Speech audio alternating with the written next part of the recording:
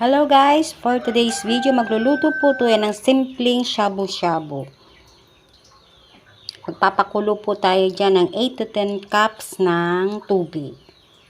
Yan po, takpan po natin at hintayin po natin kumulo. At habang hinihintay po natin kumulo yung tubig, ito po ang aking mga gagamitin para sa aking simpleng shabu-shabu. Mayroon po tayo dyan seafoods meat. Ayan po ang aking sotanghon. Mayroon din po ako dyan na bok choy, crab meat, at saka mayroon po ako dyan sibuyas. At ang aking soup base. Kumukulo na po yung ating tubig. Ilalagay ko na po itong aking soup base.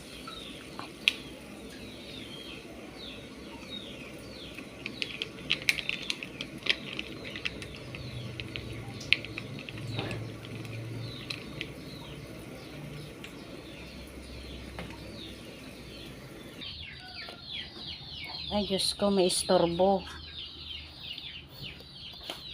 Hindi po yan nakadali ng shabu. At pagkatapos kumulo, ilalagay na po natin ang sotanghon.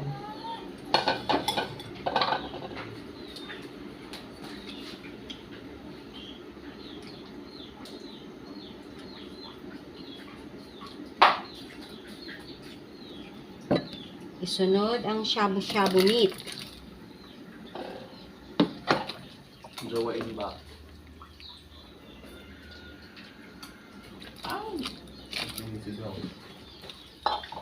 Asan yung suka, ma? Yeah, po may istorbo talaga naman.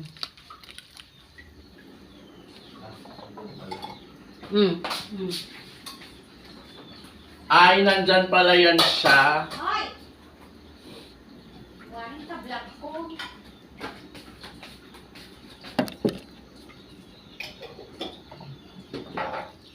Naka-play yan. Naka-play.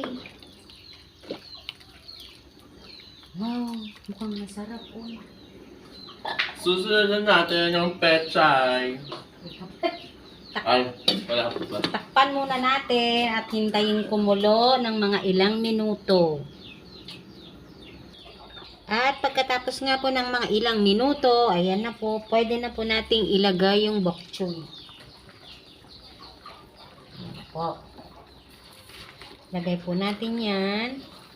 Ilubog para maluto.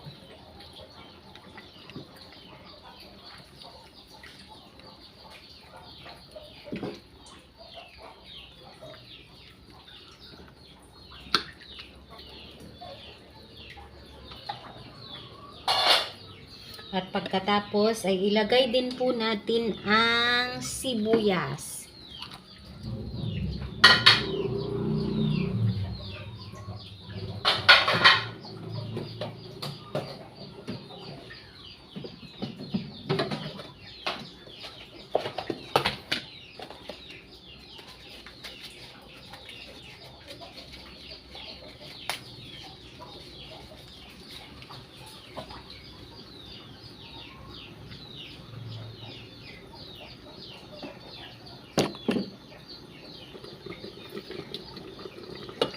At ayan na nga po, luto na po ang ating shabu-shabu.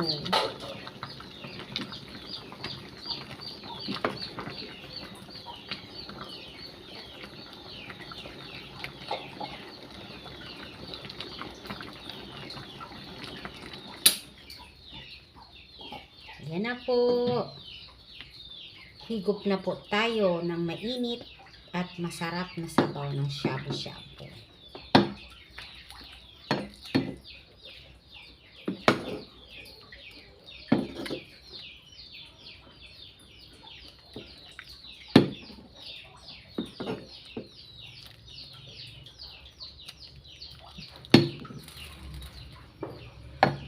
Yan na po.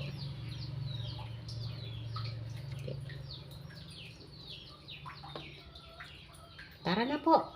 Kain na po tayo. Bye-bye for now. Thank you for watching.